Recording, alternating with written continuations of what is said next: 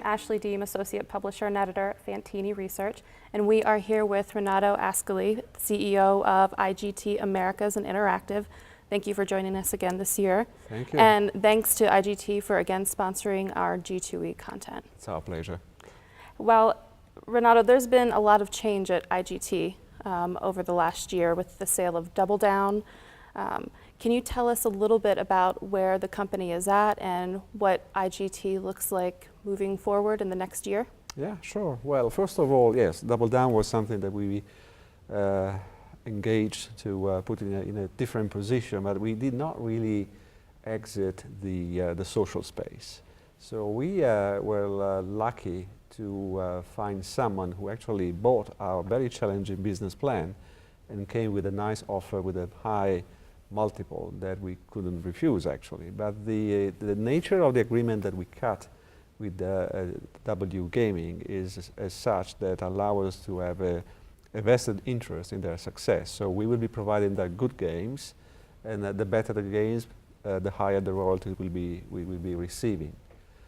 And this overall is a way to focus even more the company on content development. And if I were to summarize what we have done so far since 2.5 years ago by now, is really to try and change the ecosystem in the company to foster a better quality in terms of product delivery. And you're right, in the last 12 months, we have changed the organization even further. I think we simplified the organization very much. We have identified single product managers for each and every product line that we want to serve, and we have empowered them so that they have full responsibility of the P&L of that segment. They decide which content need to be delivered and when and to what markets. We have grouped the studios and the product marketing under the leadership of Dallas Orchard, a talent that has joined almost a year ago, and we think we are now in a good shape to compete with the best again. And on the land-based side, ship's share is stabilizing. Yeah. You know, the losses have slowed. So when does IGT see it hitting a point of stability, and how do you view, you know, the company's ship share moving forward? Well, that's a part of our recent history I'm most proud of, and I feel that we have reached stability as of now. We are about to improve even further going forward. We want to still be the leader in this market segment. And this speaks again to the quality of the games that we have delivered, but even before doing so, we have tested so thoroughly. So we have changed the culture in the company, and we impose to each and every development team to test as much as they could any content with market validation processes. So we ran a huge amount of focus groups. We have a new focus group area into our building in Las Vegas, and we enjoy participating. I enjoy participating in that. I'm staying on the other side of the room behind a mirror, so nobody can see me, but I can see players.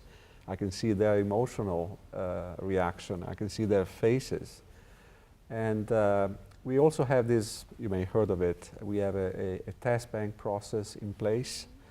We do not want to deliver games unless we have tested them in real life condition in casino environment.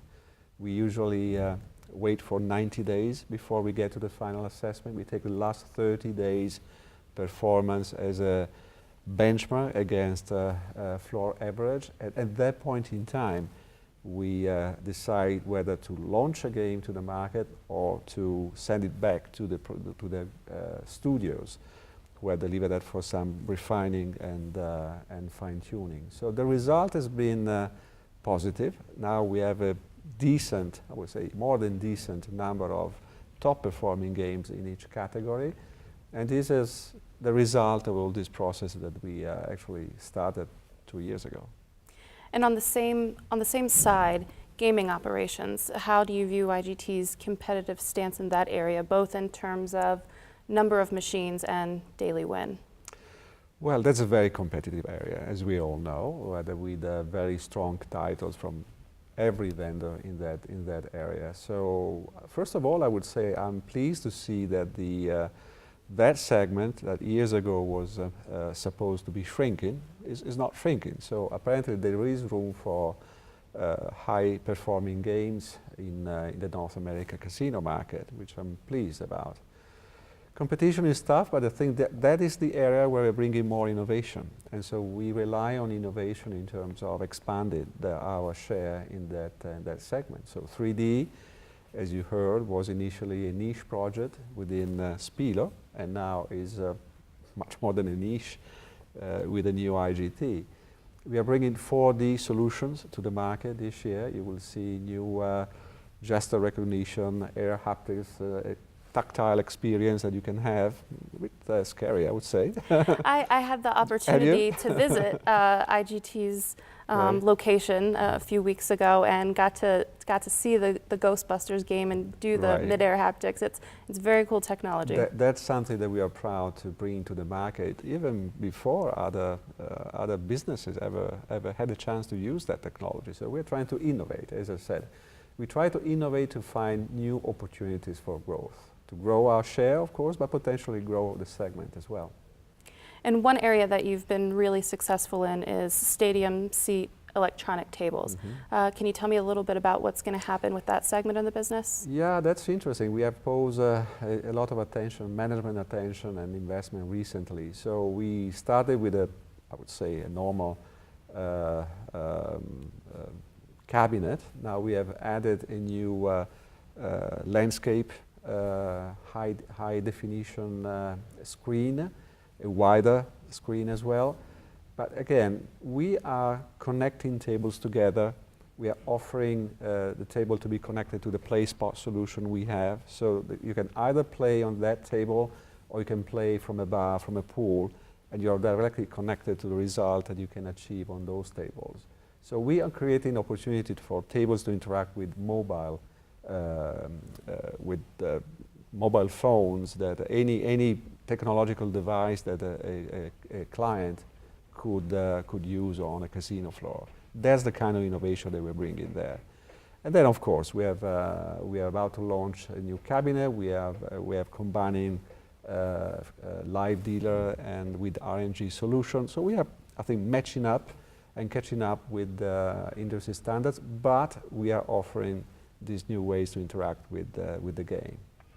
And slot floors are changing, right? There's fewer slot machines. There's other industries now like daily fantasy sports and esports. So what are some trends you foresee happening over the next couple of years?